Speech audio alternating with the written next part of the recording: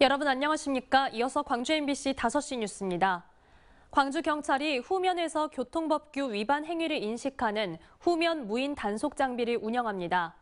광주경찰청은 오는 15일부터 광산구 국민은행 사거리에 후면 무인 단속 장비를 설치해 3개월 동안의 계도 기간을 거친 뒤 4월부터 정식 단속에 들어간다고 밝혔습니다.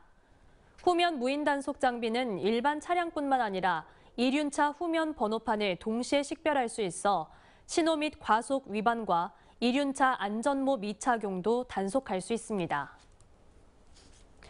전남 지역 학교의 낡은 화장실을 학생들의 위생과 건강을 위한 쾌적한 공간으로 만들기 위한 선진형 학교 화장실 구축 시범 사업이 올해 11개 학교를 대상으로 시행됩니다. 전남교육청은 작은 학교를 포함해 4개 학교는 증개축하고 7개 학교는 개보수하는 2가지 유형으로 추진해 내년 말까지 시설 공사를 마무리할 예정입니다. 도교육청은 이번 시범사업 결과를 토대로 내년부터 오는 2027년까지 3년간 33개 학교에 245억 원을 투자해 선진형 화장실 구축 사업을 추진하기로 했습니다. 성탄절 아버지를 흉기로 찔러 살해한 아들이 재판에 넘겨졌습니다. 광주지검 순천지청은 오늘 존속 살해 혐의를 받는 20대 아들을 구속 기소했다고 밝혔습니다.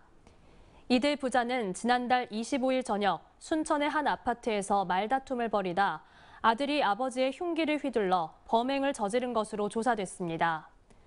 검찰은 유족의 생계비와 심리치료 등 피해 회복 지원이 이루어지도록 조치하겠다고 설명했습니다. 광주 서부경찰서는 만취한 상태로 운전을 하다 도로교통시설물을 들이받은 혐의로 50대 남성을 붙잡아 조사하고 있습니다. 이 남성은 어젯밤 10시쯤 광주 서구 무진대로에서 음주운전을 하다 가드레일을 들이받은 혐의를 받고 있습니다. 이 사고로 인해 뒤따라오던 SUV 차량이 음주 차량을 뒤에서 들이받는 2차 사고도 이어졌습니다. 경찰 조사 결과 이 남성은 혈중 알코올 농도가 면허 취소 수준인 상태에서 운전을 한 것으로 드러났습니다. 광주 순환도로투자가 두암타운 밤실마을 인근 제2순환도로 장원 방음터널의 연장 설치를 위해 오는 15일 새벽 12시부터 10분 동안 양방향 통행을 통제한다고 밝혔습니다. 광주 순환도로투자는 소음 민원이 계속적으로 제기됨에 따라 기존 방음터널에 40m가량을 증축하는 공사를 진행한다며 도로 이용자들은 안전에 유의해 줄 것을 당부했습니다. 장애인 시설에서 자립해 생활하다 무연고로 사망한 고 정현영 씨의 장례가 광주 지역 장애단체의 도움으로 치러졌습니다.